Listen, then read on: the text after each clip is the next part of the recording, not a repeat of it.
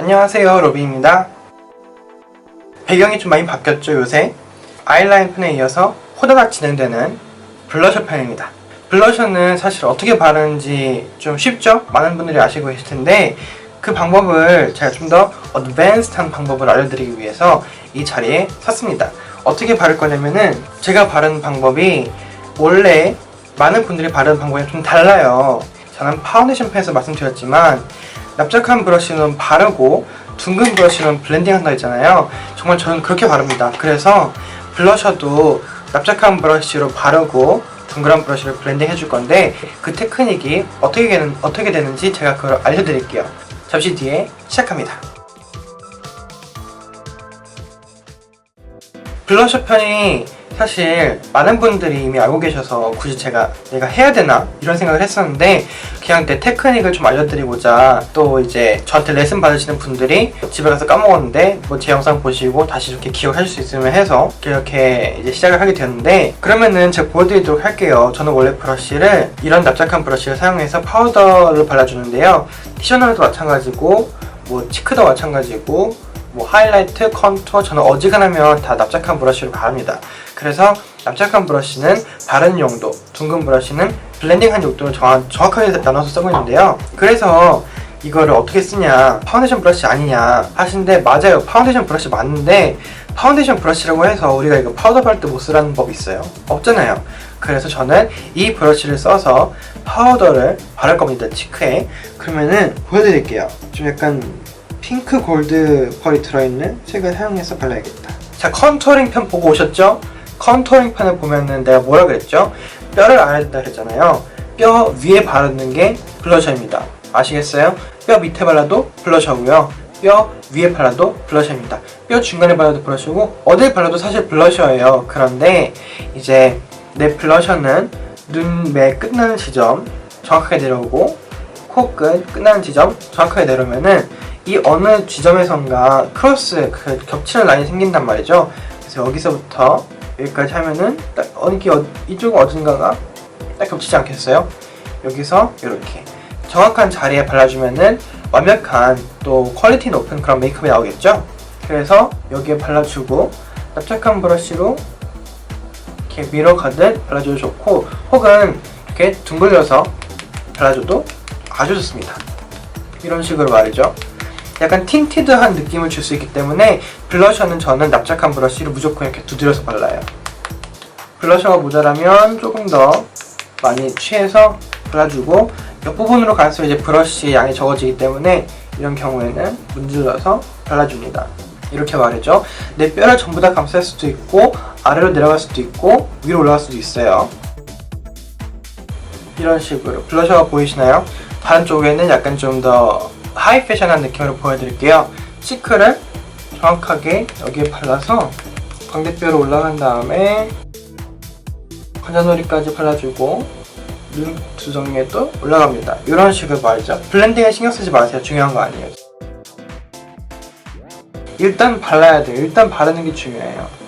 발라줬으면은 이거를 드레이핑 블러셔라고 하는데 이렇게 발랐으면 둥그런 브러쉬를 사용을 해서 블렌딩을 해주면 돼요. 이 엣지 부분만 블렌딩 해주면 되거든요.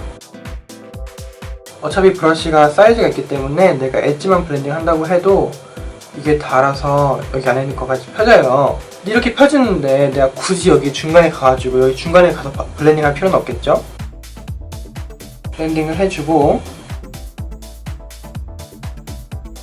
눈두덩이까지 연결 깔끔하게 처리해줍니다.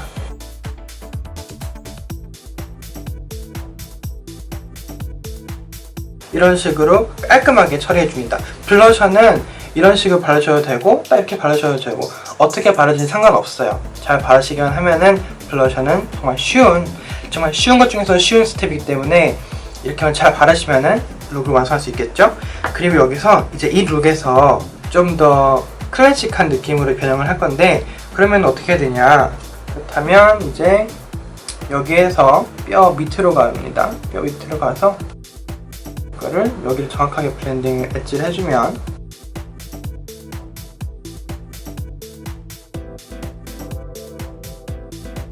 클래식한 느낌의 블러셔가 나오겠죠? 이 상태에서 이렇게 아래쪽으로도 살짝 긁어내듯 블렌딩을 해줄게요. 이런 식으로 말이죠. 그러면 약간 좀 더 클래식하지만 그 왜 우리 겨울 화보 같은 거 보면은 보이는 정말 맑고 깨끗한 아이가 나와가지고 정말 볼다 보면 빨간 그런 아이들 있잖아요. 이런 그런 느낌으로 취하셔도 되고, 블러셔는 어떻게 바르든지 바르면은 일단 됐습니다. 또 여기 여기 콧잔등에 이렇게 살짝 이건 너무 센데 세면 지워주고 모자라면 채워주고 쉬운 거 아니겠어요? 콧잔등도 살짝 발라서 이렇게 블렌딩을 해주면, 이렇게 살짝 블렌딩 해주면은 조금 더 이제 선텐한 그런 느낌의 선키스 룩이 되겠죠? 그리고 헤어라인에 또 발라주셔도 좋고 턱에도 발라주셔도 좋고, 조금 더 혈색을 가져오기 위한 아주 좋은 방법이에요. 눈두덩이에도 발라줄 수 있겠죠? 이렇게 말이죠. 조금 더 혈색이 많이 돌아 보이죠? 이쪽이랑 이쪽 반반씩 비교해 보시면은 훨씬 더 어떤 느낌인지 아실 수 있을 거예요. 제가 어떻게 블러셔를 바르는지, 또 어떤 형태의 블러셔들이 있는지. 우리가 평소에 바르는 정말 치크에만 적당히 고정된 블러셔는 좀 더 클래식한 방법의 블러셔라고 할까나, 그리고 이런 느낌은 조금 더 이제 어드밴스한 또는 좀 더 진보된 그런 느낌의 블러셔라고 말씀드릴 수 있을 것 같네요. 그래서 오늘의 결론은 블러셔는 굉장히 다양하다. 내가 어디에 바르던 어떻게 블렌딩을 하던 일단 발랐으면 그걸로 된 거다. 그리고 이거는 살짝 팁인데요. 추가적으로 내가 만약에 좀 더 분위기를 넣어주고 싶다, 혹은 뭐 내가 할로윈 메이크업을 한다, 아니면 뭐 웨딩을 한다, 그런 경우 있잖아요. 그런 경우에는 이 헤어라인이 아주 중요한 요소일 수가 있어요. 이런 헤어라인에 블러셔 같은 아이섀도우 색깔을 좀 넣어주면, 이렇게 헤어라인에 저는 퍼플색 한번 넣어볼게요. 이런 식으로 넣어주면, 이렇게 넣어주면 조금 더 분위기가 아무래도 훨씬 더 살겠죠?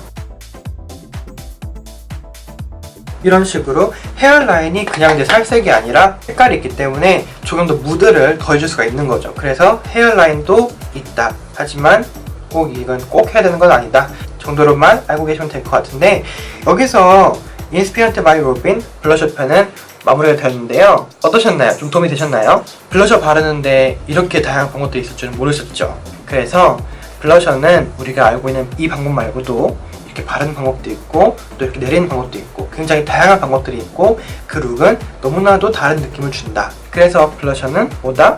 일단 바르기만 하면 됐다. 블렌딩은 나중 일이다. 이 정도만 알고 계시면 될 것 같고, 더 궁금한 점 있으시면 댓글 남겨주시고, 좋아요랑 구독은 필수인 거 아시죠? 그러면은 인스피런트 바이 로빈은 여기서 이제 그만 인사를 하겠습니다. 그럼 다음에 만나요. 안녕!